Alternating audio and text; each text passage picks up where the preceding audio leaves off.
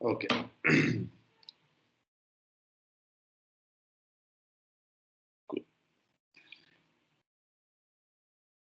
So in the last lecture, what we saw was that it was about critical sections and concurrency, and we saw that okay.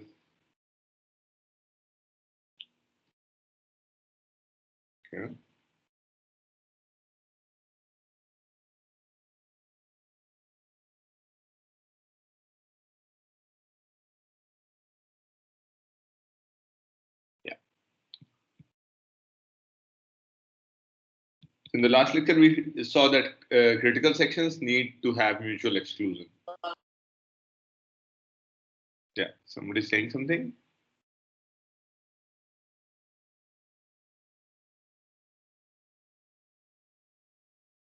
So we defined what critical sections were, and we saw that they needed to have mutual exclusion.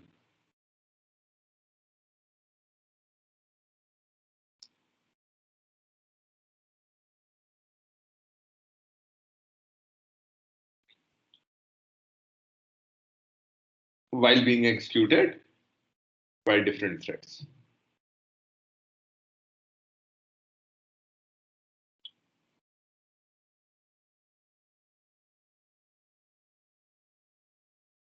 And I showed like just with an example that how this is provided by locks.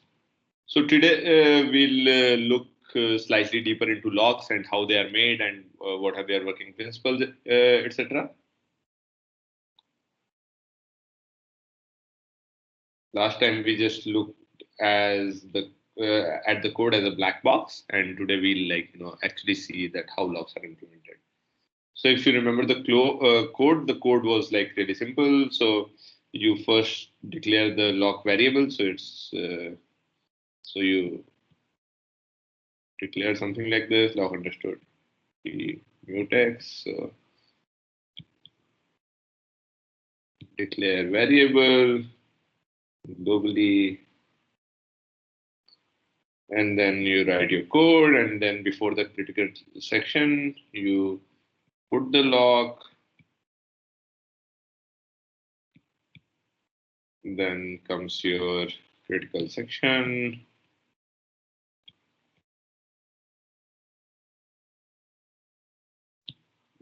Then you unlock.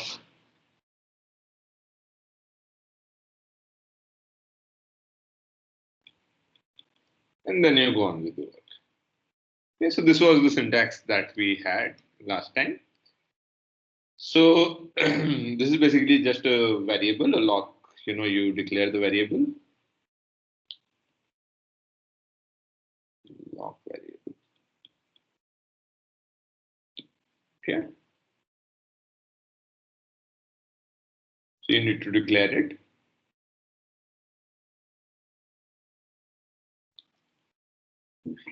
And what does it do? It stores the state of the lock.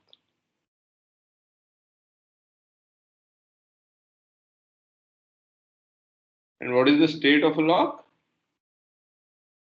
It can either be free or available,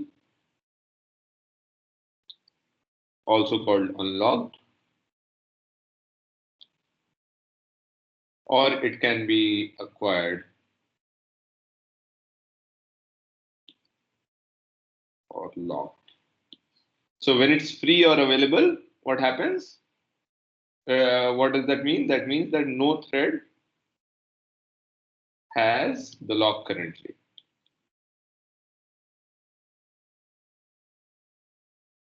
And when it's occupied, exactly one thread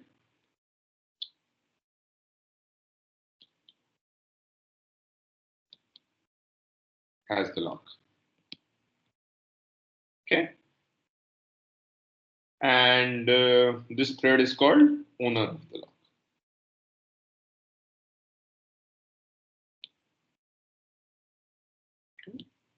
So some other information can also be stored. So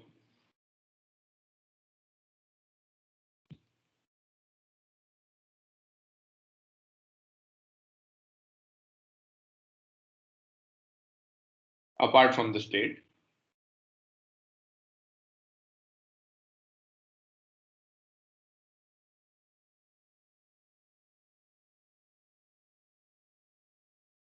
And that can be like, for example, thread which holds the lock,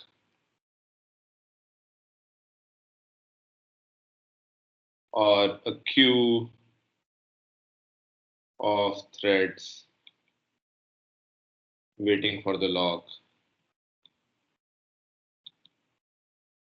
etc. Okay, so it's not that just like only the state is generally there, but this info generally is hidden from the waiting threads.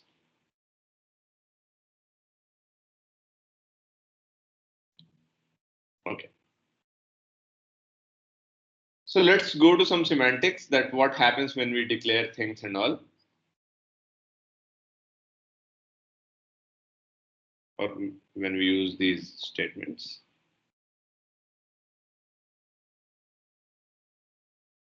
So calling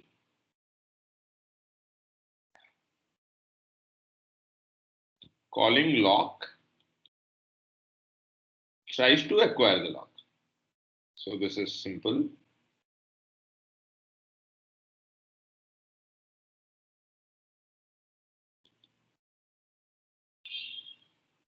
Okay, so if no other thread, so first calling lock, let's see, tries to acquire the lock. So if no other thread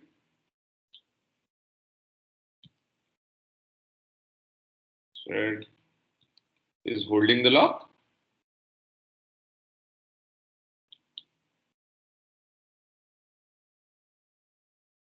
then the calling thread acquires it.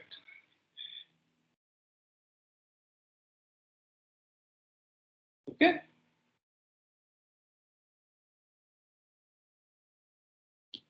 Then if another thread calls,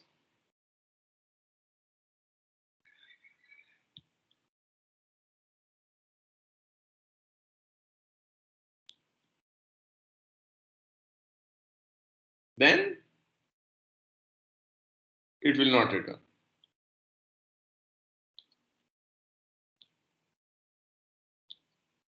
Okay, so this is the idea of calling the lock function, that whenever the lock is free and a thread has called the lock function, then it will acquire it.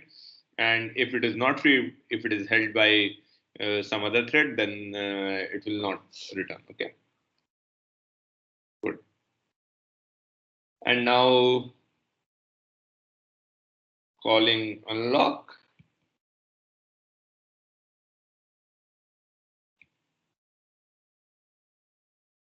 So once the owner calls unlock,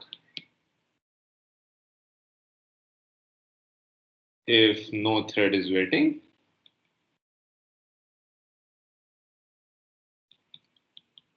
lock becomes free again.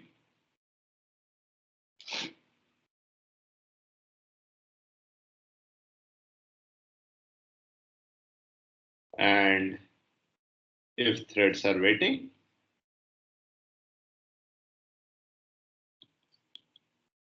one of them is given the lock or will acquire the lock.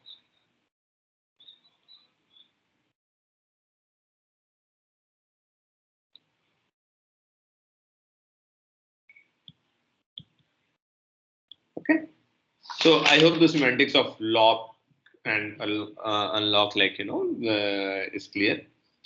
And why is it there? Because usually what happens is that programmers don't have. Yeah.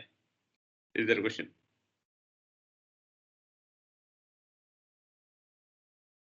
No? Okay. So usually what happens is that the programmers don't have much control over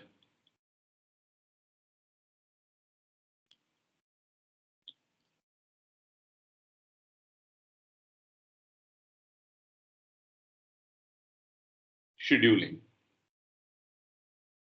which is completely done by the OS. And because of this scheduling, this scheduling can cause some problem in concurrent programs.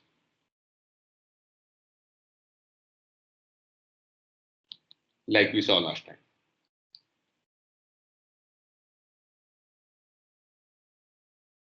So locks try to give some control back to the programmer. That, okay, I'll not decide which thread will be scheduled, which process will be scheduled, but at least what I can make sure is that this part of the thread or the process gets executed in one go, or it does not get executed.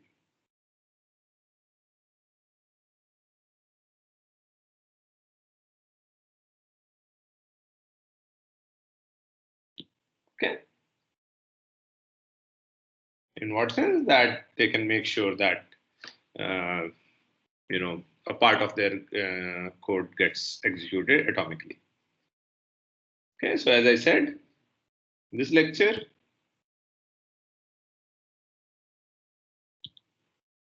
we'll see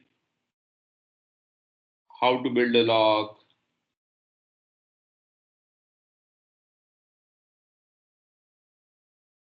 and what are the parameters, what are the things we should care about.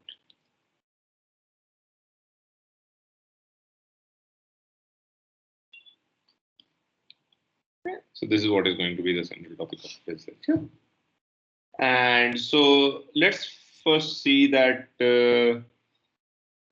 when we design a lock, what are the things we expect from the lock? Okay.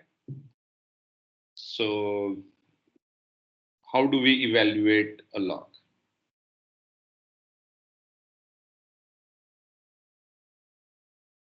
Okay, so there are basically three criteria.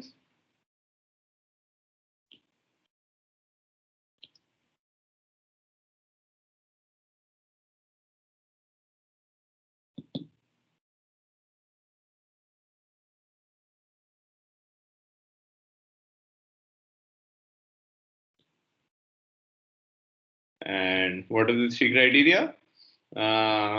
First is mutual exclusion, which is the basic job of the lock. So most basic criteria. And what does it mean? That whether the lock prevents multiple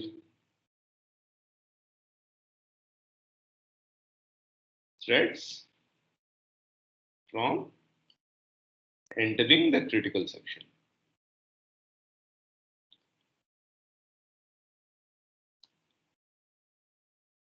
So this is the first evaluation point, which is just basically the correctness of the lock, that it provides mutual exclusion or not. So sometimes we'll also call it correctness. Okay. Second point is about fairness. And what does fairness say? That is the lock fair to threads trying to acquire the lock.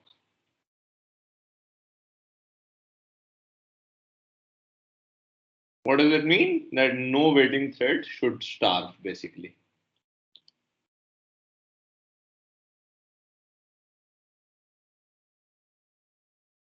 And what do you mean by starve by here?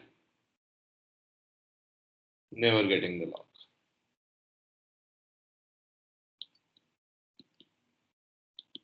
Okay. Good. So these are first two criteria. First is was mutual exclusion, then fairness, and then finally we come to performance.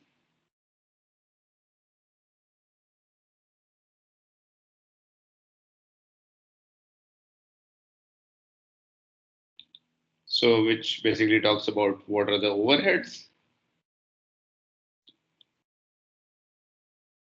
And generally we'll be looking at the two cases. One is single processor.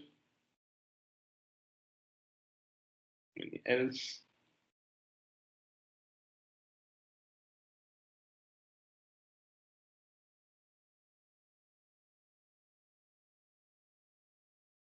And how does it perform on multiple processor systems?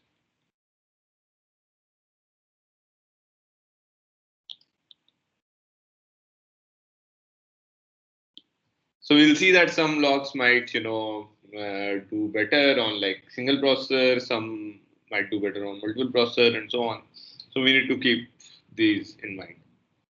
Okay, good. So these are the things that we'll need to take care of while building a lock. And we know that what is the semantics of the lock and unlock. So now I think we are ready to, start attempting to build a lock. Okay, so let's come to building a lock.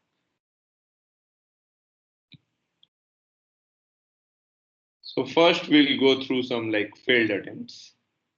So failed attempt 1. And failed attempt 1 is just controlling interrupts.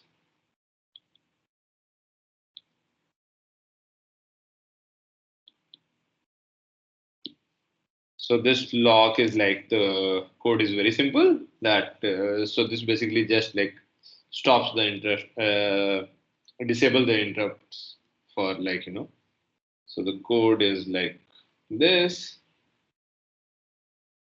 void lock disable interrupts.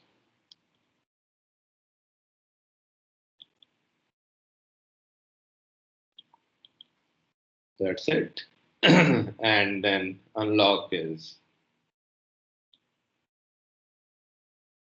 basically you enable it again.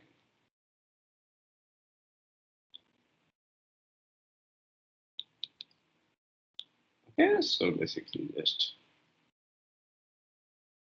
this part just basically disables interrupts for critical success. Okay. So let's just think about it is a failed attempt anyway, but let's think about single process only because this we'll see that this does not work on multiple processors. So, but on single process, at least one thing will happen that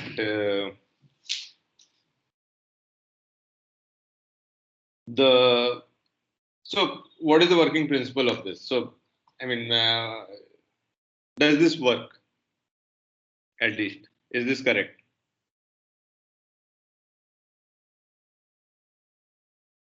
Does it achieve the what a lock wants to achieve, which is that not multiple threads should get into the critical section?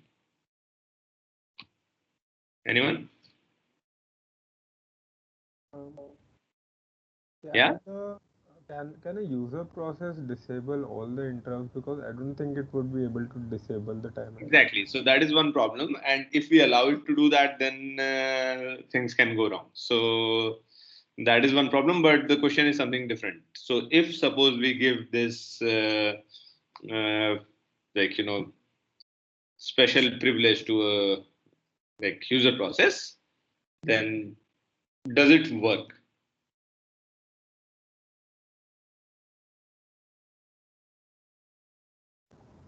There What if can be it an IO doesn't give request back in the the control? critical. Sorry. So Arpit and Aman, I think, or no, who two people were speaking at the same time, so I could not hear. So can I get one by one? Arpit, can you start first?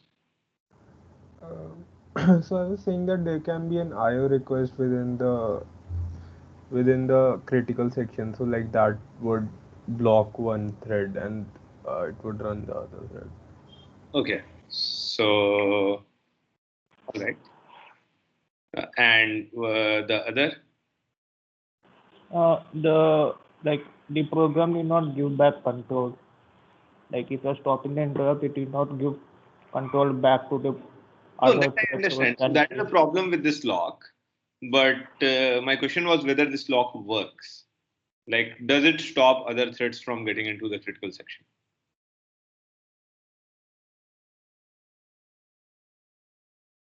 So, okay. So, I mean, so Shubhlingam, what you are saying is right, and whether the program might not want to give control and stuff, we'll see that as negatives of this lock. But yes, so the thing is that yes, it does work. So now, I mean, so since you have disabled interrupt, so the program should be careful that okay, it does not give up control, but I mean, if it gives up control, then like there are no interrupts, and within the critical section, then that will go like even more haywire. So let's assume that there are no IO requests in between the critical section, and so we'll see that these things are actually quite they play a role whether there is an IO request or whether we allow interrupts and so on. So, so this lock actually works because so the simple reason why it works is that when there are no interrupts, the process is running. There is no way to stop it from running. Okay. So, so the code of critical section will not be interrupted and hence will execute atomically.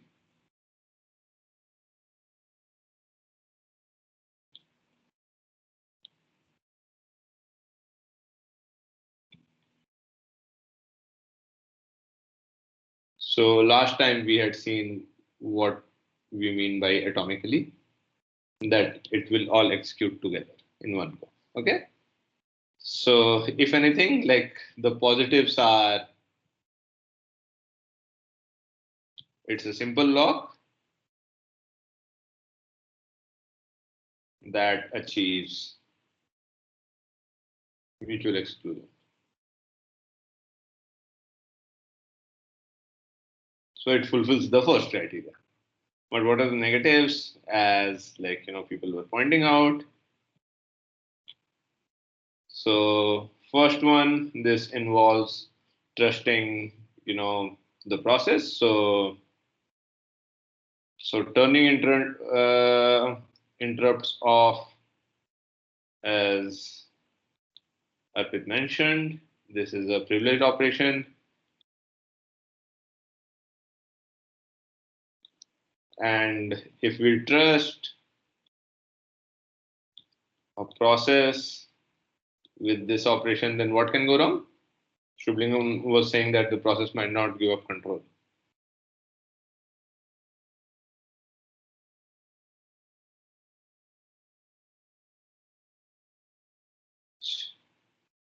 Then one, the process. Process or the thread. So sometimes I'm using process because from the earlier lectures I'm so much used to process. The thread might just call the lock at the beginning of its execution and release it at the end of its execution. So basically, it can monopolize the whole CPU. That okay, I will be the only one who will run on the CPU till I am running, right? So this lock can be used in that way also.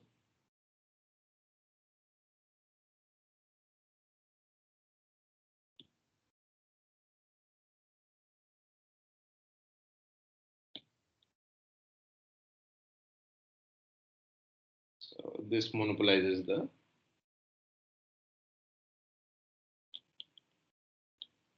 Even worse, if it's the thread has an error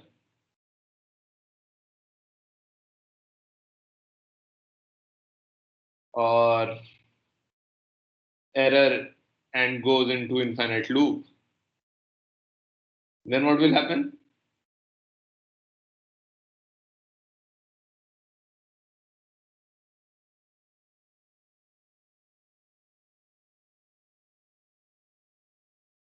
what would happen? It will just keep running and no other process will be able to run. Exactly. It will keep running forever. No way to gain control back.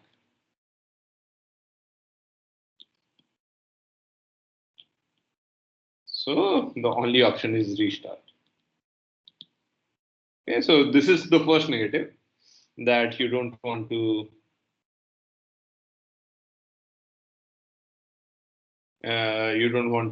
do this thing.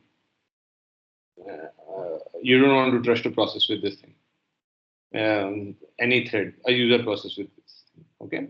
Second negative was that this does not work on multiple processors.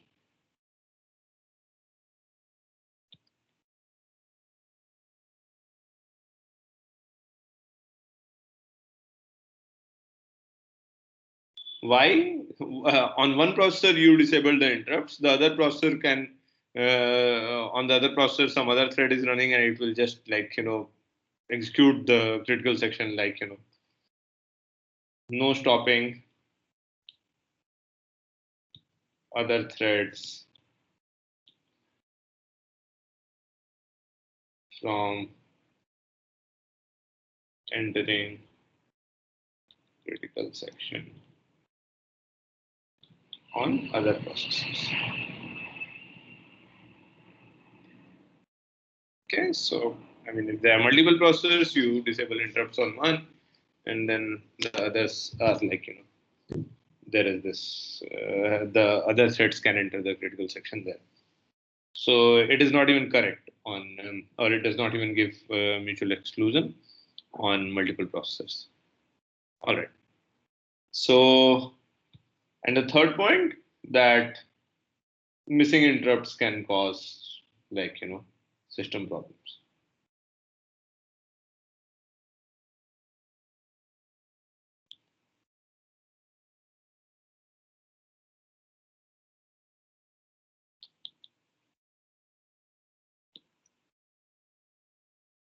Okay.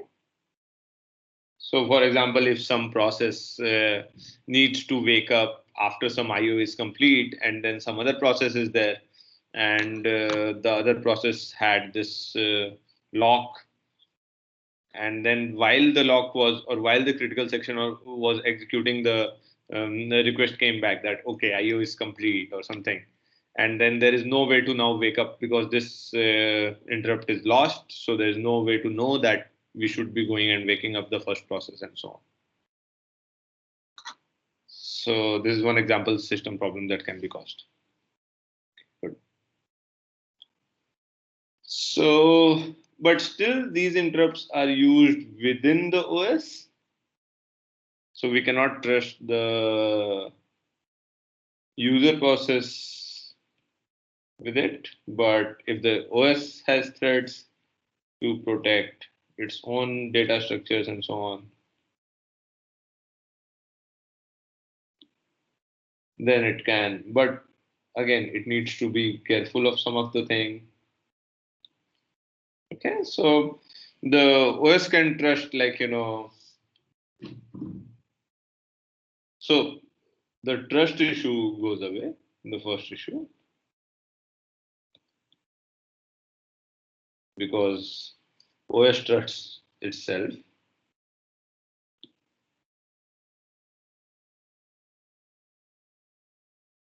Okay. And then performs these privileged instructions to do this. But still, the missing interrupts can cause system problems, so OS should take care of that somehow and stuff like that. Okay. And it is used within the OS only on single processor systems, of course.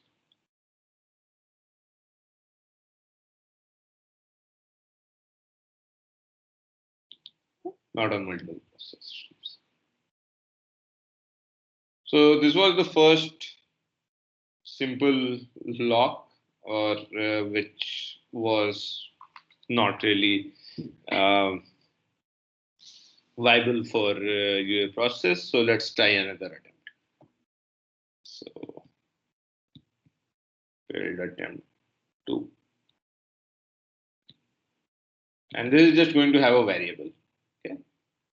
So using load store, so you just like read the variable and store it.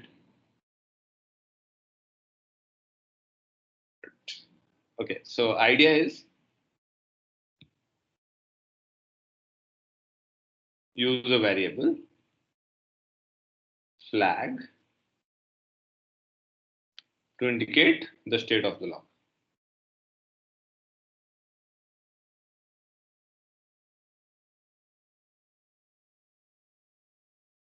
Okay, so the code is simple. So, okay, so yeah, I copy. So I'll slowly type, and if you guys don't understand something in the code, please ask. So then you'll get slightly more time to look at the code. So type def struct log underscore t, and it is just going to have flag, just one variable, and that's it. And then you initialize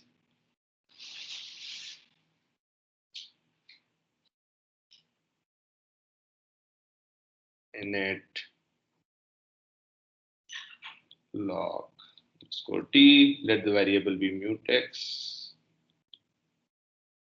or the pointer variable be mutex, and so the initializer will just put the flag to 0.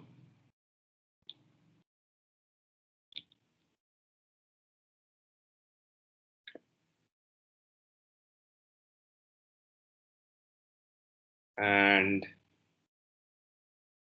yeah, so what does it indicate? So 0 will just say that the lock is free, and 1 will say that the lock is occupied. The flag variable. Okay.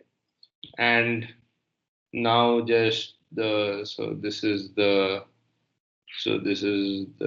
definition, this is the initialization, and then what would the lock function do?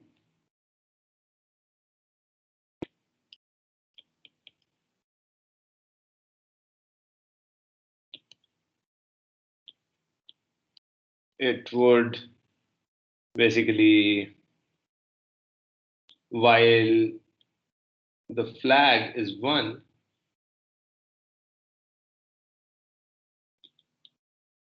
it will do nothing. And then it will set the flag to 0. Oh, sorry, 1. Because now the flag is 0, so it will set it to 1. And that's it. So this is the procedure for locking. And the unlock is very simple. It will just set the flag to 0.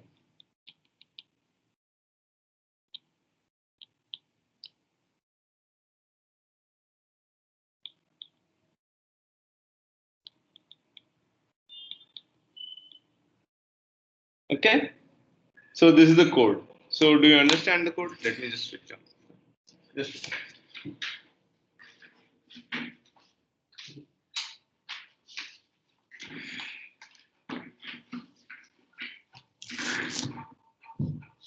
yeah. So do you get the code? That what is it trying to do? So the lock structure has just one variable, which is called flag, and the initial when we initialize it, we put the flag to be 0. And so when a process looks for the lock, first it checks the flag whether it's 0 or 1. When it's done 1, it does nothing. So this is checking for the flag for whether, and the flag indicates whether the lock is occupied or not, and this is acquiring the lock.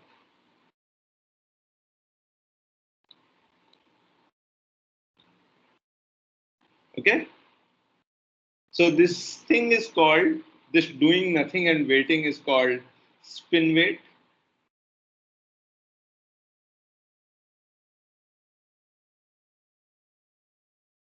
That a process does nothing, spins while waiting for the lock.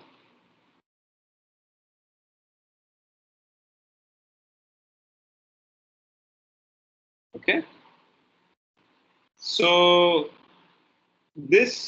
so let's evaluate this lock now.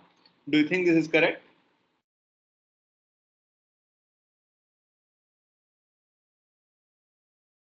Can it provide mutual exclusion? Yeah, Arpit, you were saying something. Um, so like firstly, like this, like so after it exits from the while loop, so the flag would be zero, but there can be a context switch just after that. So we can't ensure that when it sets the flag to one that it was already Exactly. an. That it will be the only one who Hmm. went. Yeah.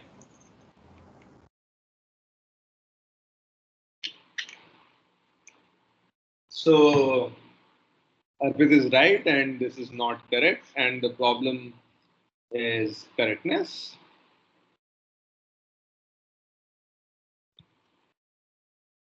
And just to make that slightly more precise, what Arpit was saying, let's write it as a trace of what happens. So there is thread one, there is thread two. Okay. So what does the thread one do? It calls lock, and while flag is equal to one. Okay. So it is there, and flag is one, and now it interrupt has happened, and then this second thread calls lock, and then again. So the first thread was at this instruction while flag is equal to one, and the flag was one. Sorry, the flag was one, and then this one also calls while flag is one. Sorry. So this was at this instruction, and this was at zero. It has not yet set the flag to be one, so the flag is still zero. And the second thread comes in, and it executes the while flag is equal to one. The flag is not one, so it was going to make the flag to be one, but it did not do so. But it has executed the while statement, so the next statement is going to be this mutex flag is equal to one. So it has not yet executed the first thread has not yet executed that statement. Now the second thread comes, and it sees while flag is equal to 1 is not true, so it will not get stuck in the loop. So it will set, yeah. If I'm going somewhere wrong, tell me. I didn't So now it will put mutex flag is equal to 1 because this is not true, so it will not get stuck in the loop. And then again, suppose an interrupt happens. And then now the first process, it sees the flag to be one, but it is already just going to execute. Now there are no checks for it to happen, so it will also set the flag to be one. And then both have now set the flag to be one.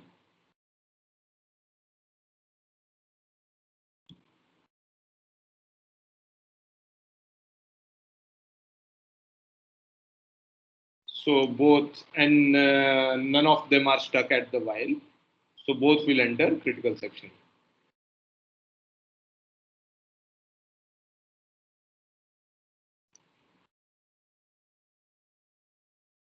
Okay. So the interrupt happened when, like, it had come out of the while loop because it was 0. So it was not stuck in the while. And then after that, the interrupt happened. So we can start with, like, this is the first time the threads were looking for the lock. The lock was just initialized before this. Is that okay?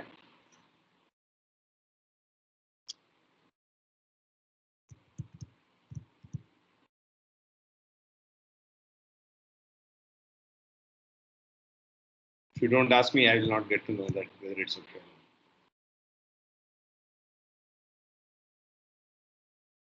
Because I thought, like, maybe it might not have been clear. But okay, if it is clear, then fine. And there is another problem with the performance that spin waiting wastes time, but we'll see that more in detail, like when we talk about some like working locks. So let's see now a working spin lock. So these locks are called spin locks, where the process spins.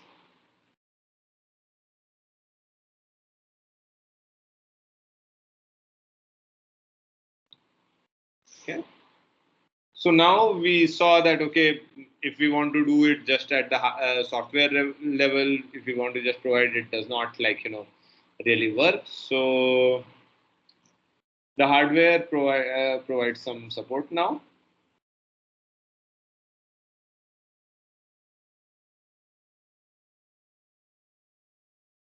In the form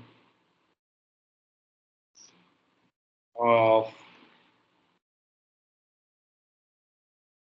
executing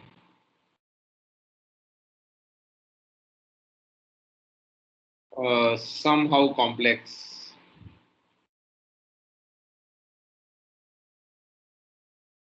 statement or instruction in one go.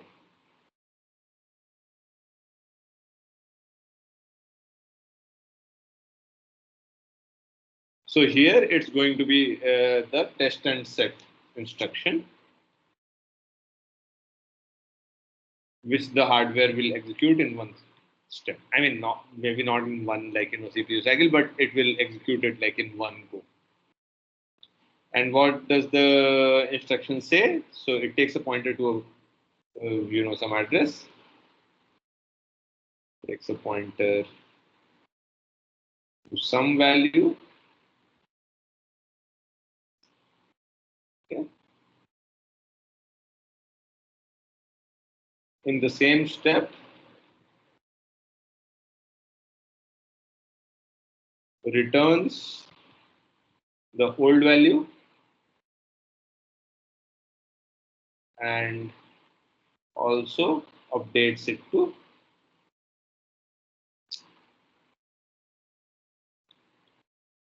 new value. Okay, so this is what the instruction does, and this all is executed in one go. It is not like, it is not broken down. So if we want to write a code for it, it will be something like it returns an integer, test and set. So this is just a like equivalent C code. This is not what actually is written. This is a instruction which is supported by hardware. So this is not how it is going to get executed. That this will be turned into assembly language and then it will happen and so on. So keep that in mind. This is just to explain that, okay, what actually. So this is an equivalent C code. Let's say.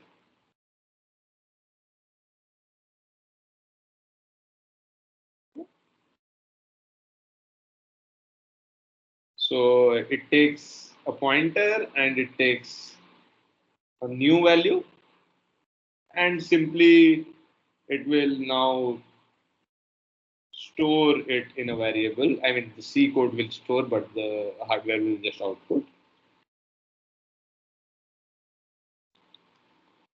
And now it will store the new thing at the old pointer, and then it will return the old value.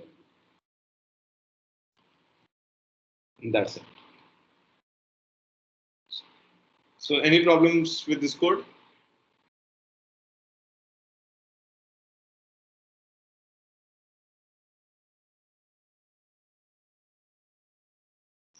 But as I said, that all this is executed as one instruction by hardware.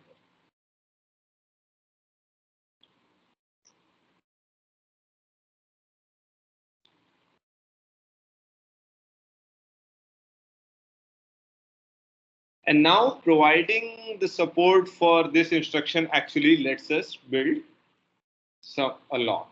Okay. So now constructing a lock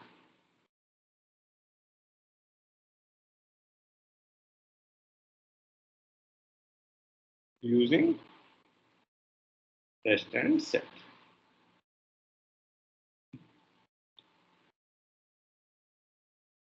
So now how will the lock look like? So now just this ability to do this particular statement atomically can make us, or allows us to make this lock. So I'll just so let's, again, it is just going to have one variable, the lock.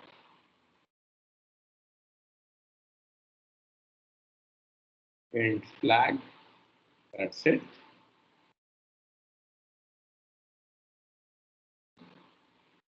And the initialization is going to be the same.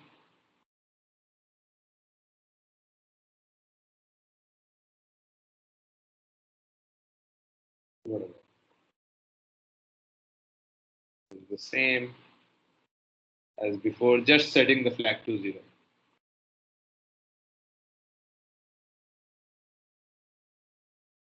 Okay. And now what does the lock do?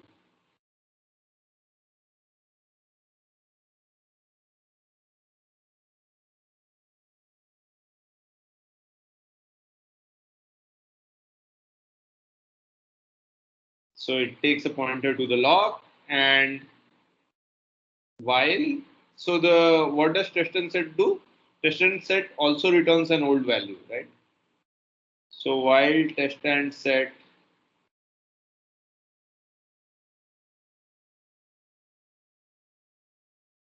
flag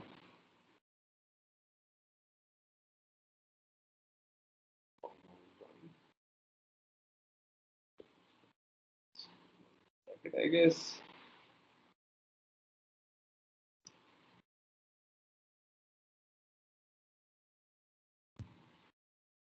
Yeah.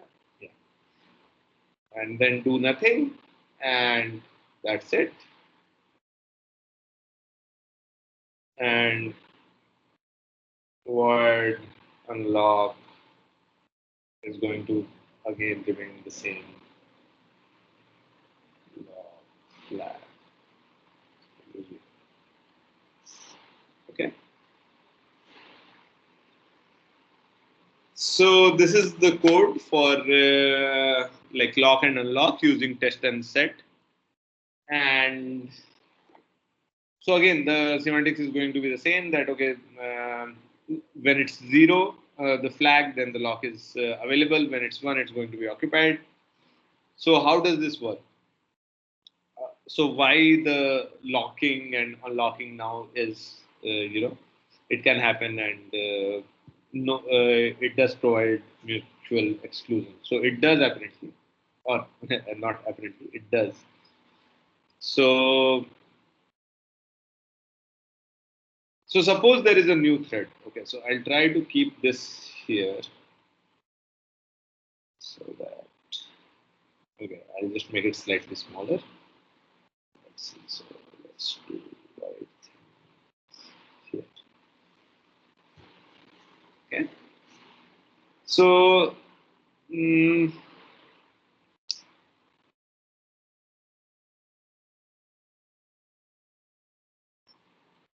so first, okay, let's talk about when the lock has been just initialized and a thread has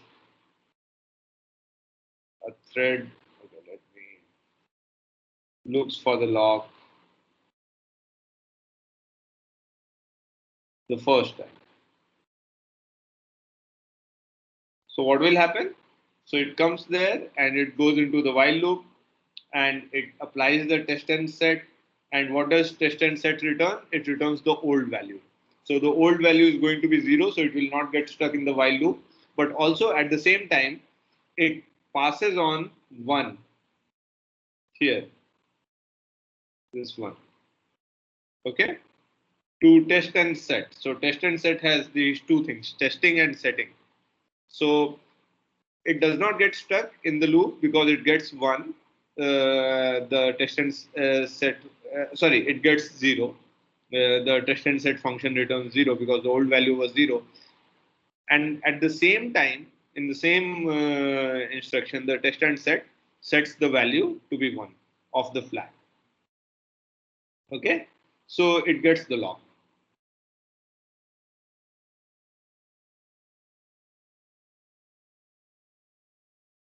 And also sets the flag to 1 simultaneously. So what do you mean by getting the lock? That it comes out of the while loop. Okay, good. Now, if another thread comes,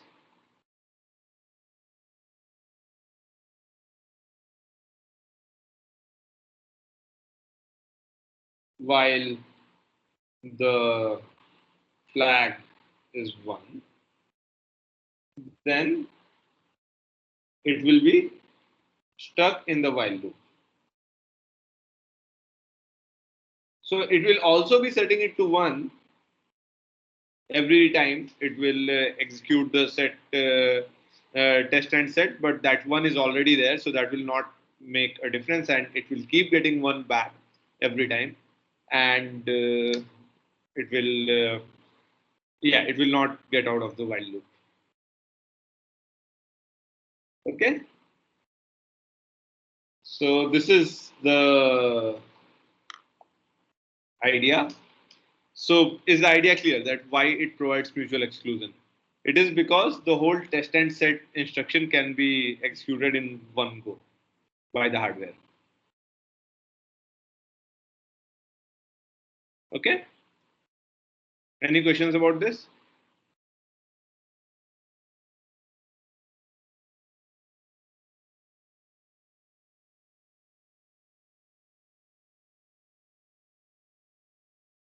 So here it again like does nothing. So just spins if it does not get the lock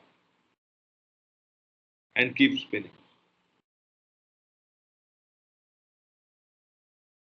There's one small thing about this lock is that it would need preemptive scheduler,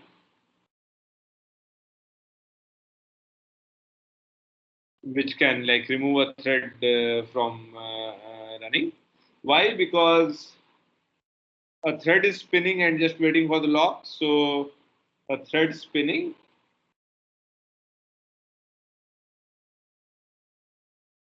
will never let go of the lock by itself.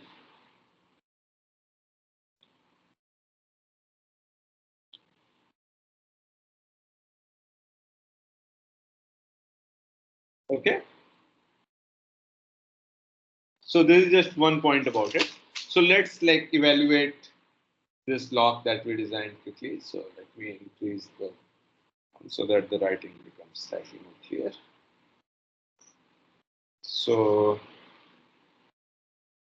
evaluating spin lock with test and set. So first one is correctness. We just discussed.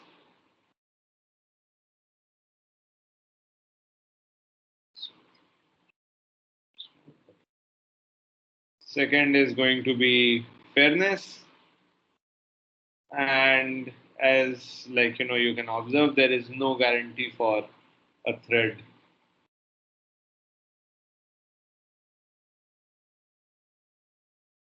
So some threads may start.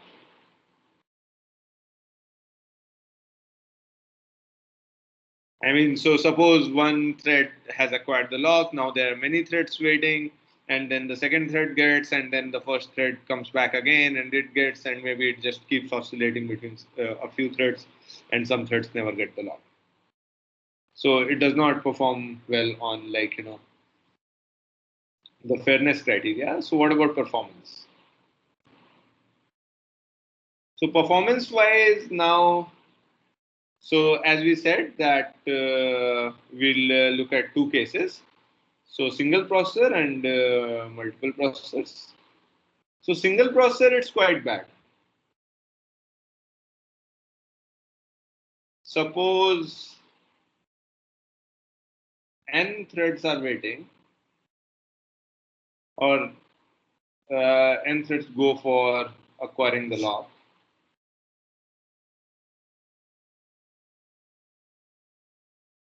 One gets it. Now the others will have to spin. When others are scheduled,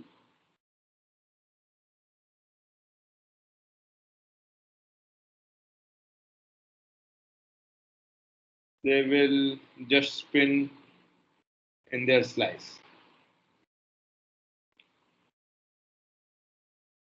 So basically n minus 1 time slices will be wasted.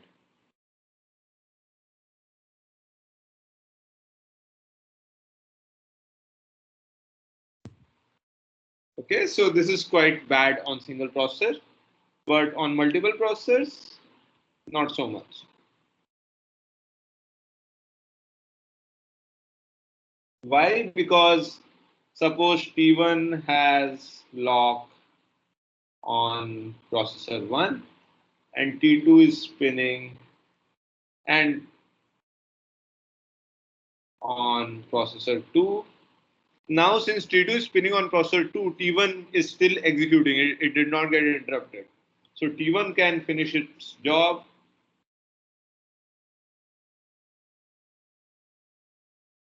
And T2 can get the lock.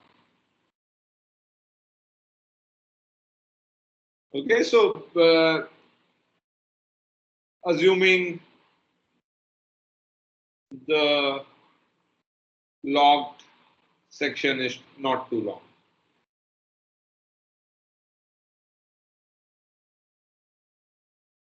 So if this happens, then not like so many cycles are wasted. Okay. So in multiple processors, this is like reasonable. So these were the like performances. So there is another mechanism which is employed, which is called spin lock with compare and swap.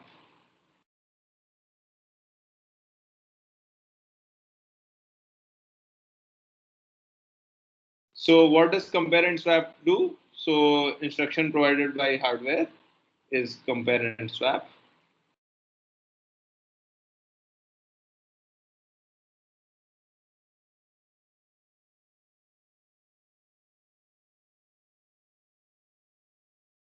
And what does it do? If the value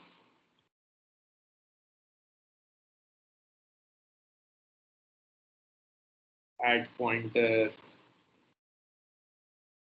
is equal to expected, so it takes a pointer and checks if it is expected. If yes, then update it to new.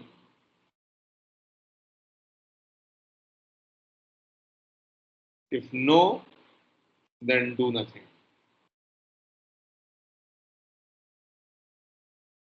So for example, a pointer is given to this location if this was 5, and then the two other arguments of expected and new, if it gets like 7, 6, then it will remain to be 5. But if it was 5 and it was given 5, 2, then it will become 2. It will compare it with the first thing. So this is expected. And these are new.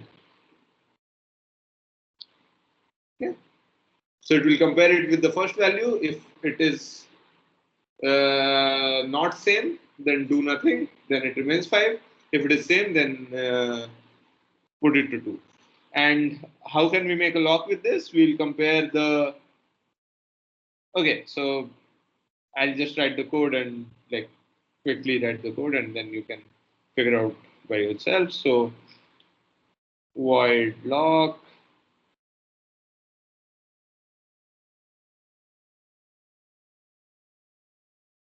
So while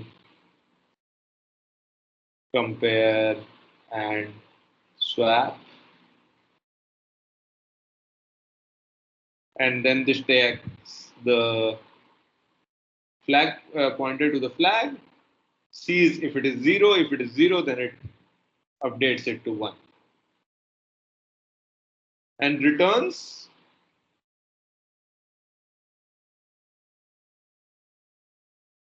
Okay, I didn't stop screen sharing. Sorry.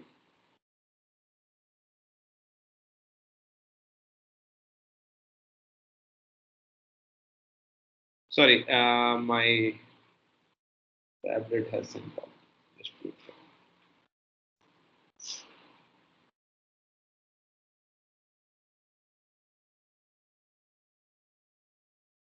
Can you hear me? Am I? Is it working on this computer? Yes. Okay, thank you.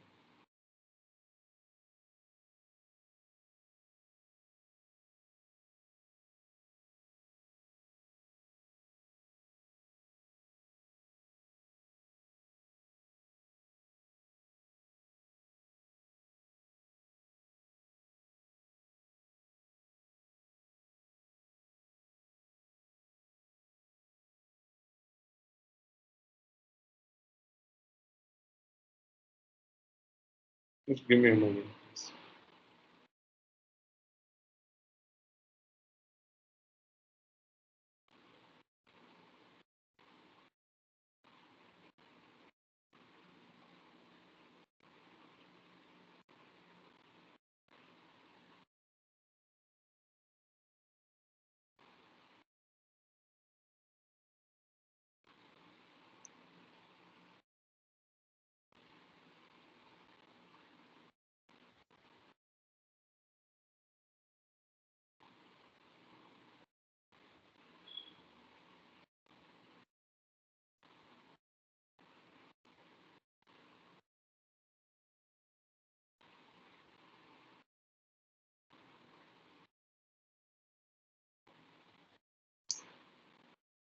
Sorry.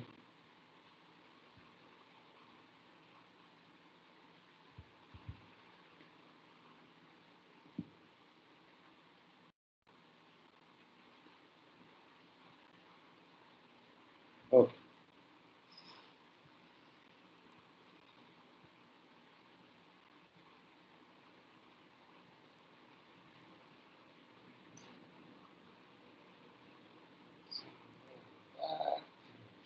Screen first.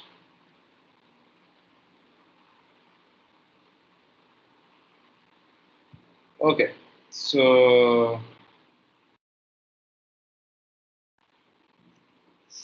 all right. So what was I doing? That I was using the compare and swap to build a lock. And what do I do? Compare and swap. I give it to pointer to the flag, compare it with 0, set it to 1. And what does it return? I was saying that it returns always the old value, the instruction that is supported by hardware. So if it was 0, then it will return 0. If it was 1, then basically do nothing. And that's it. So this is same as the earlier test and set, but this is like slightly different. The mechanism is slightly different, but the performance and everything, the evaluation is going to be the same as test and set. Okay, there's another one which is called fetch and add.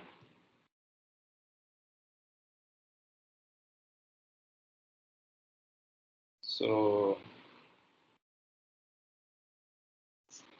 what does it do? It takes a pointer, returns old value,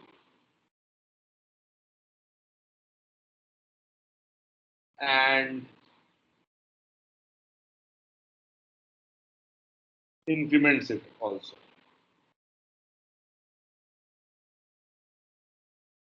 At the same time. Okay. So this is like, so you have, I'm not going to write the pseudocode, the equivalent C code. So this was 5, suppose, then what will it do, the instruction? It will return 5 and store 6 at the same place. Another time if you do, then it will return 6 and store 7 at the same place. And these two things will happen in one go. Okay. So while making the lock with this, what you can do is you can use this to actually solve the starvation problem. That now you can have, like, in the lock. So type def.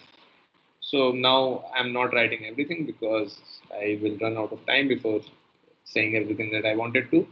So type def. Okay, maybe I can show this and that will be slightly better. So I stop presenting on this and let me start presenting on this.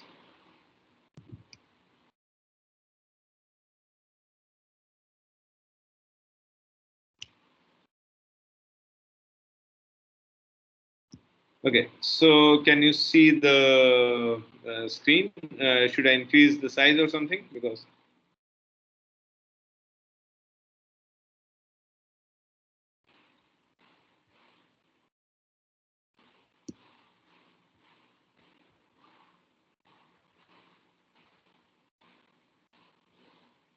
so yeah, we were at fetch and add, and can you see my screen now? And can you see the code? Yes, sir. Okay, good. So, but should I increase the size? Okay, let me increase the size a bit actually. Okay, good. So you see, what does the fetch and add do? It takes a pointer and can you see my cursor also? Yes, sir. Okay, good. Thank you. So it takes a pointer and it returns the old value at the pointer and it just updates the value and increases it by 1. So this is what it does. And now for building a lock with this, what do we do? So now in the lock structure, we have a variable named ticket. So instead of just one variable called flag, we have a ticket and a variable called turn. Okay. And initially, both are set to 0. Ticket and turn both are set to 0. So the idea is that whenever a thread comes looking for the lock, so it will fetch the value of the ticket and that will become its ticket number, the thread's ticket number. And the turn value then, but now at the same time, while looking at the ticket, it has increased the ticket thing and the ticket value gets updated by increased by 1. So the next thread which comes looking for the ticket, it gets the ticket number 1 more. Okay. And while releasing the lock, the thread will increase the turn value by 1. So now, since the turn value has increased, now the lock's turn has become my turn, the which was stored in the ticket number that I was saying. It is my turn number, you can say. So my turn has will become when some other thread releases the lock, it will increase the turn number by 1, and then this thread which was waiting, it had just taken the ticket value from the lock, and now it has increased. So it was spinning basically because its turn was the lock's turn was not equal to its turn, which is the lock's ticket value. And now the lock's turn increases, and then it will get the lock finally. So this, I mean, this is a nice way to solve the starvation problem. That since all the threads which are coming, and they will get a ticket number, and then it will process the when the ticket numbers will increase, the lock will be given to each thread one by one.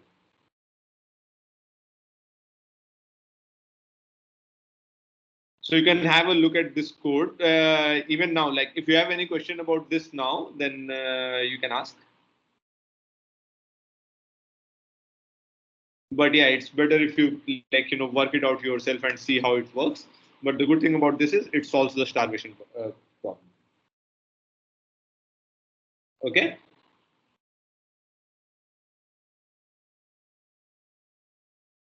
Any question about it for now? No. Okay. All right. So let me present again. So there is another problem that we have not solved, which is that this there are too many cycles consumed in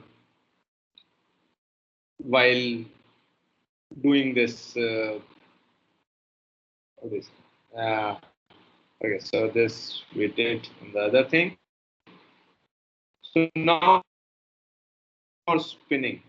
So while waiting, a lot of clock cycles are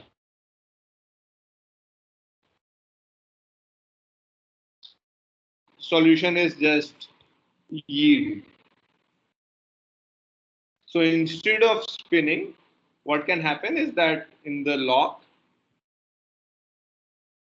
so let's say while test and set, we are doing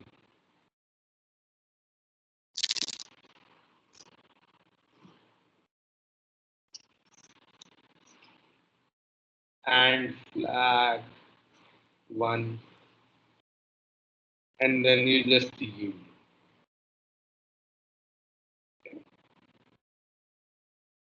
So what do? You just give up the CPU.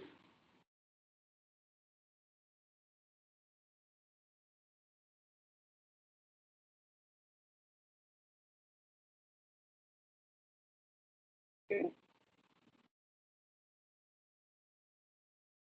So the unlock code is going to be the same, but in the lock code, instead of just spinning endlessly, you yield.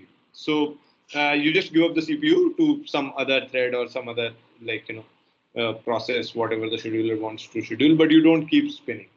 So this is one way, and these are called sleep mutex, basically.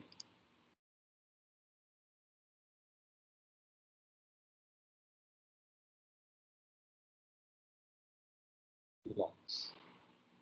Okay. So still some wastage can happen if there are too many threads waiting and stuff like that, and so there are those problems which can happen. So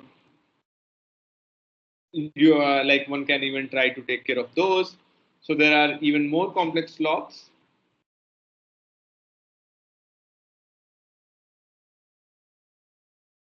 which maybe use queues for waiting threads.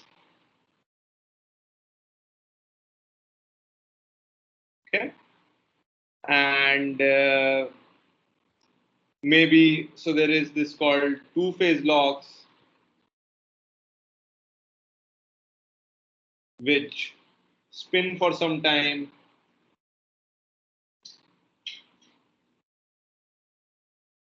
and then they yield because they expect the lock to be released after some time, and then if it does not get released in some time, then they yield and so on, right?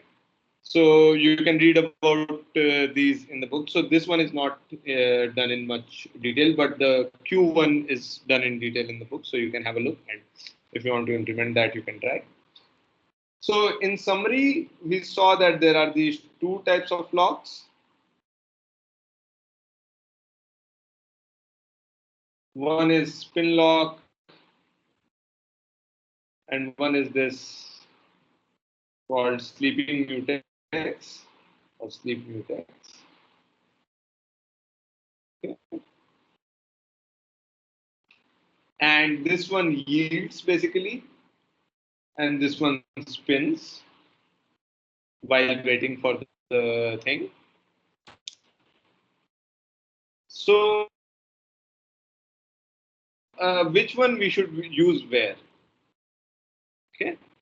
So for user programs, we should use the sleep mutex or sleeping mutex, whatever. Why? Because less time is wasted by other threads.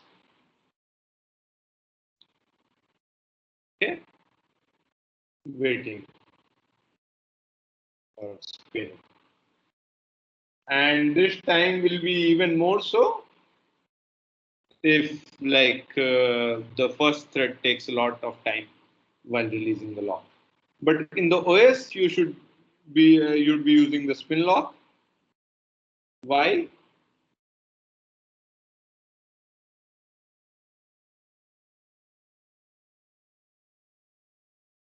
Because who will the OS yield to? So if the OS yields, where OS has to be running all the time, that is the basic layer. So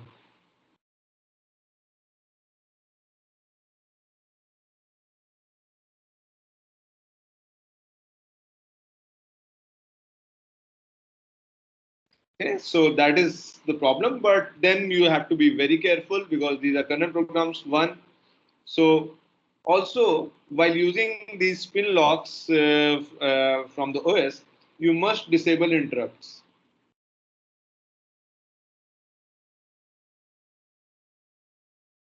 So initially I said that, okay, you should not disable interrupts, but now I'm saying that if you are applying a spin lock from the OS, from within the OS, then you should disable interrupts. Can anyone tell why?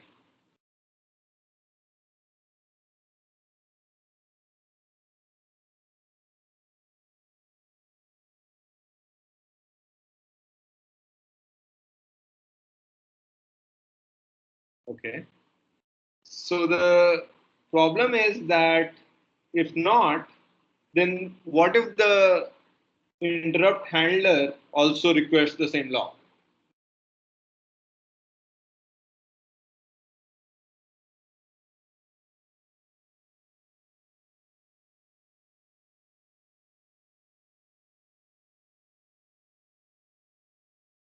And then it will spin forever. There is no way because the interrupt handler is part of the OS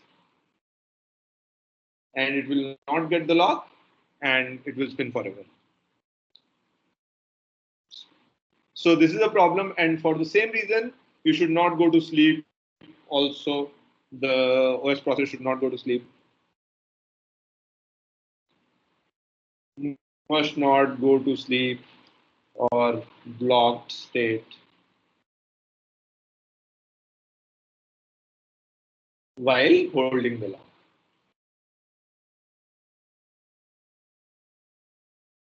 Why? Again, the same problem. Some other process can come, some other OS process can come and request the lock, or some other thread can come, and then there is no way for it to get the thread back because the OS thread only holds it, and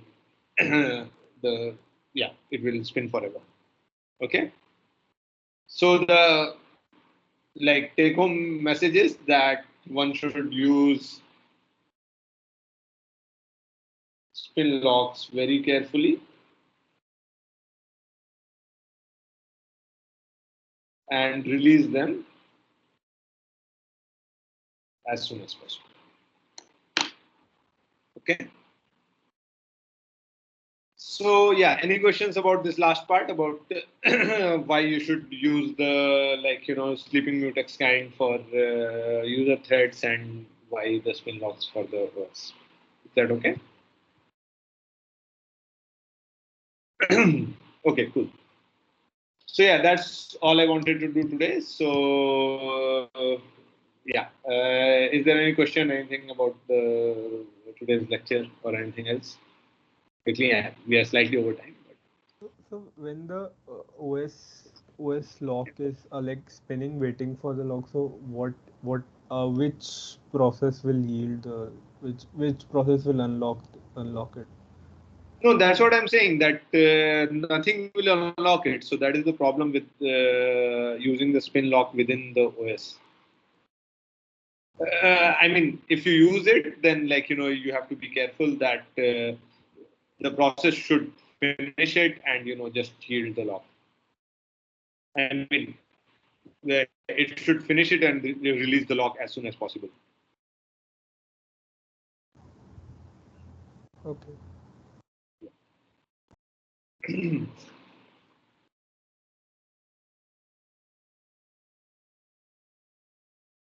Because if so something else is spinning, but whatever something else is spinning, it's like it will acquire the lock only if it's the lock is released. It should not acquire the processor while the lock is still held by something else.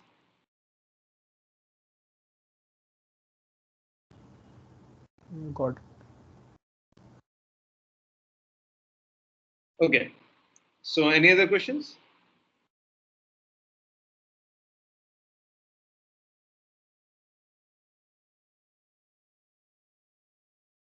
Okay, cool then. So cool. Thank you then, and see you on Monday.